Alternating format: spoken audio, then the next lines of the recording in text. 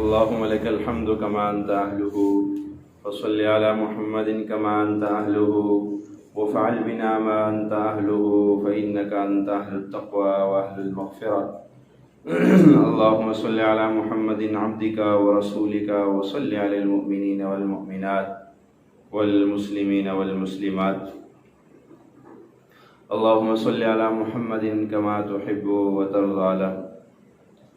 آج ہمارا درس قرآن سورۃ الملک یعنی تبارک الذی کا شروع ہو رہا ہے۔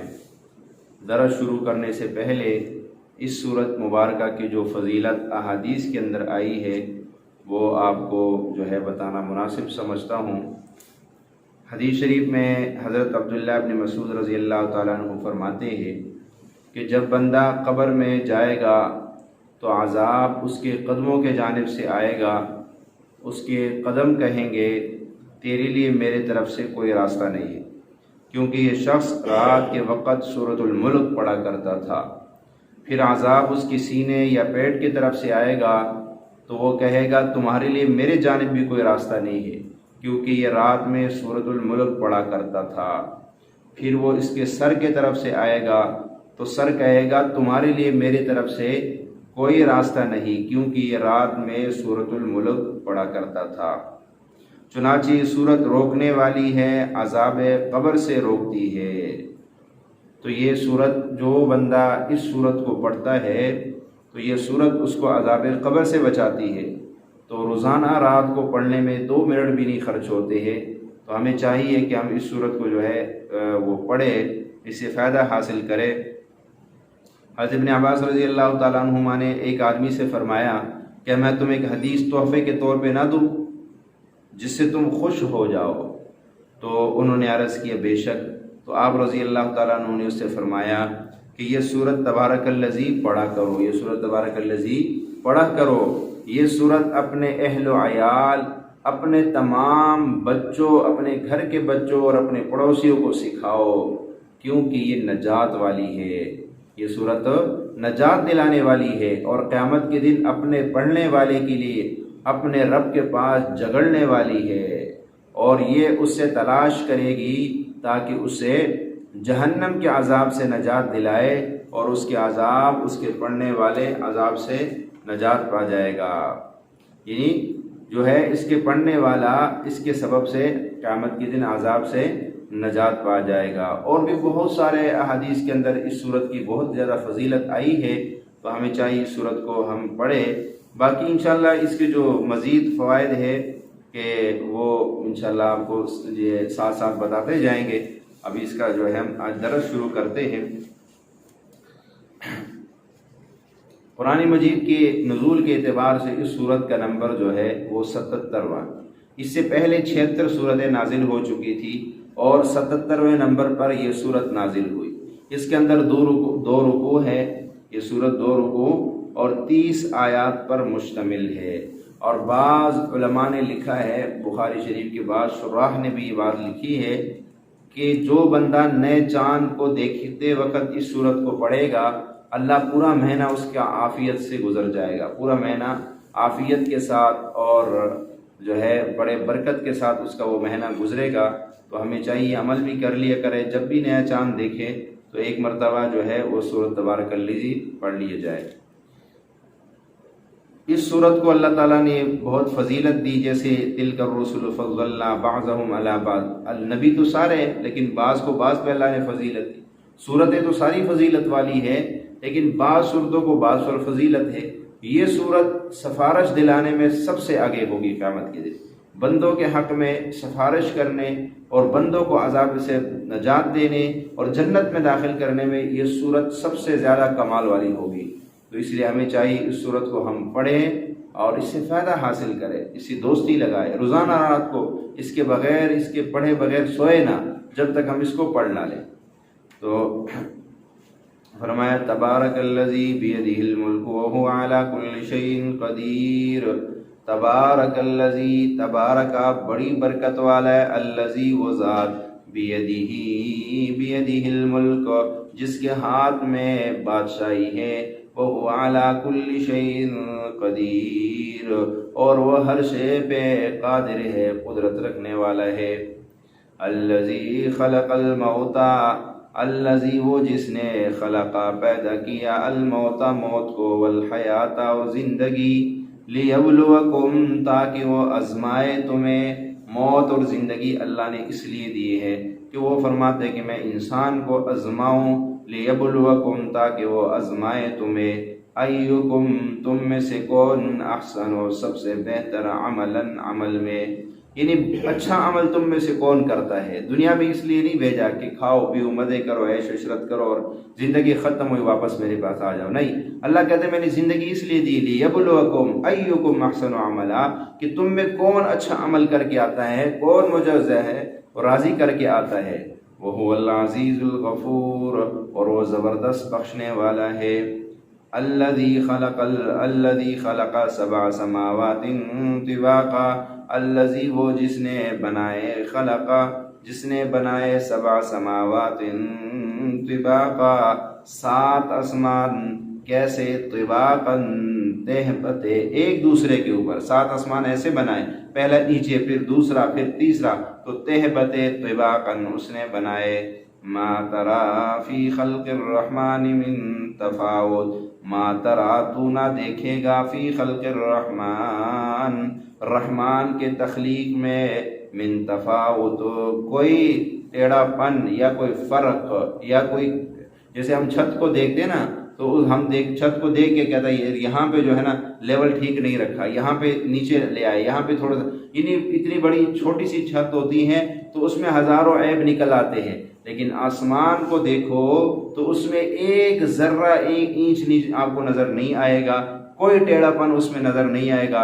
اتنا بڑا آسمان، اور اس سے اوپر والا اس سے بڑا ہے، اس سے اوپر والا اس سے بڑا ہے، تو آسمان، اتنے بڑے بڑے آسمان اس نے بنائے ہیں، لیکن اس میں تم جتنا مرضی آنکھ اٹھا کے دیکھ لو تم اس میں کوئی نقص تلاش نہیں کر سکتے ہو۔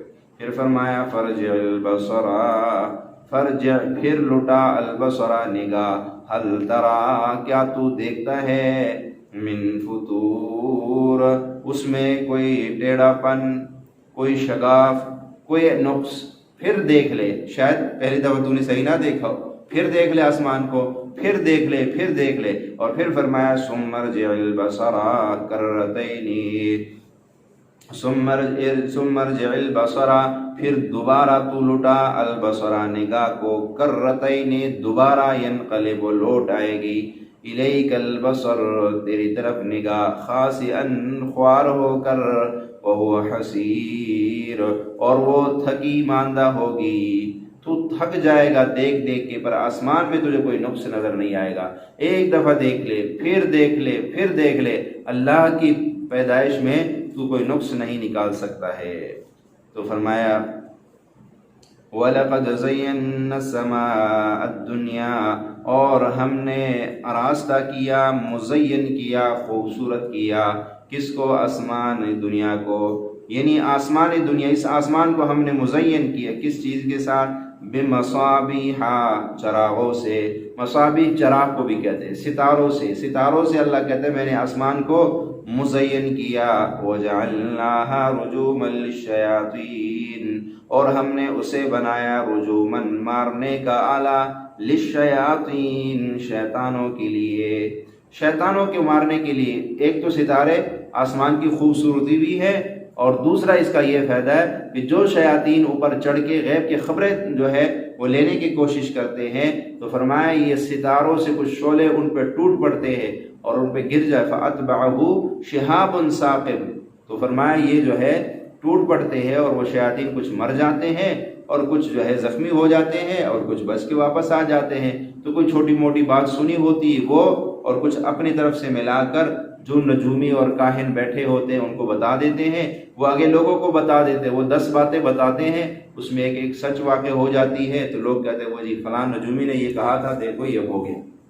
تو یہ ستارے ایک تو آسمان کی زینت ہے، اور سارا ستارے جو ہے وہ دنیا سے کئی گنا بڑے، اور ستارے 2 قسم پر ہے، ایک ستارے ثوابت جو ایک ہی جگہ کھڑے، ایک سیارات ہے جو چلتے رہتے ہیں، لیکن ان کا اپنا ایک حد ہے، اس حد سے نہ وہ زیادہ آگے بڑھ سکتے ہیں اور نہ پیچھے اور نہ تیز، ایک رفتار ایک حد ان کی مقرر ہے۔